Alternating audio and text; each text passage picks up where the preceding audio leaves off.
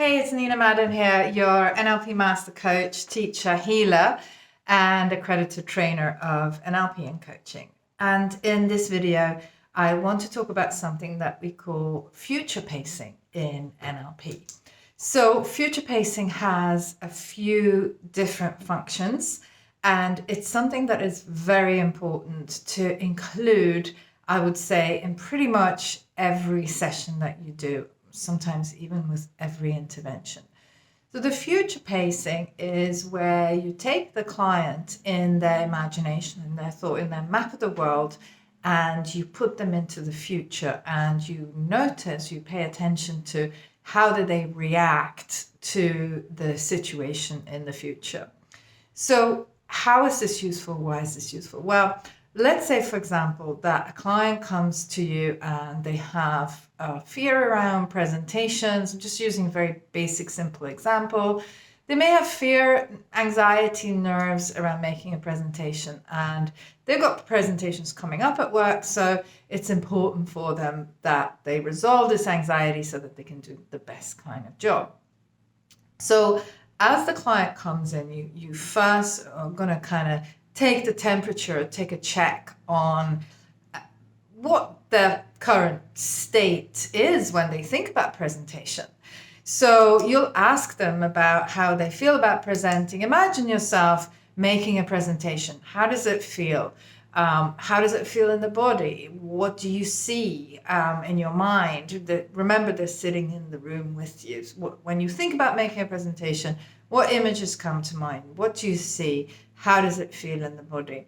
And as you've studied with me, you know that a lot of the stuff that we're going to do is we're going to kind of go deep with the submodalities and the internal representations and the inner map of the world and make changes there. But first, you want to take a snapshot of what their experience is in the current moment when they think about presentation. The sort of anxiety scale between 1 and 10 can be very helpful as well. So how anxious on a scale of 1 to 10 do you feel when you think about it? Now, notice there's two different things going on here as well. One is when they're sitting in the chair in your consulting room thinking about presentation, and the second is when they're actually making the presentation.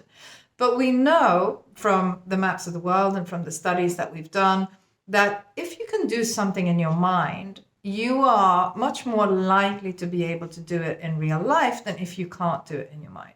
So what you do in your mind, you tend to do in real life. So if you're sitting in your chair, in the consultancy room, thinking about presentations, and you do anxiety on a scale of 1 to 10, you might be doing it on a scale of, let's say, 8.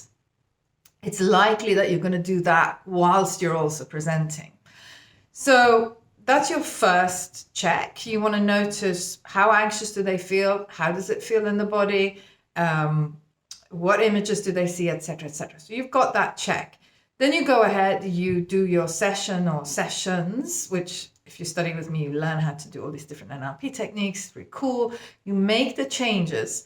And then before you let the client go, you say to them, okay, so now we've made those changes. I want you to imagine going in a time in the future where you're just about to go on stage and to make this presentation, making the context the same, obviously.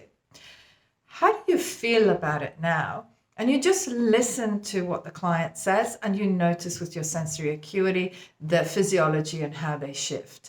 If you're successful with your interventions, the client should say, actually, now I feel totally fine about it. Like maybe they'll say, maybe I'm a little bit anxious. Like, maybe it's about a 2. But to be honest with you, I feel fine. I think I can do a good job. That's what you've done now is you've future paced it. You've checked how does the client feel about doing the presentation? And you've got a comparison frame. So therefore, you know that in your session, you've done a really good job because there's been a big shift there in how they felt when they walked in and how they're feeling now. This is fantastic. Many clients will say, but I don't know until I actually get there, which is, of course, true. However, you have still made a big change. If they were terrified, just the thought of presenting when they walked into your office, and now an hour later, they're feeling absolutely fine about it. You've made a massive change. And remember that we know that what we tend to do in our minds is also what we tend to do in reality. So if they feel fine when they think about it, they are going to very likely be fine also when they're doing the presentation. So that's one use of the future pace, which I will leave you with now. There are many more uses, but we'll leave you with that for the moment.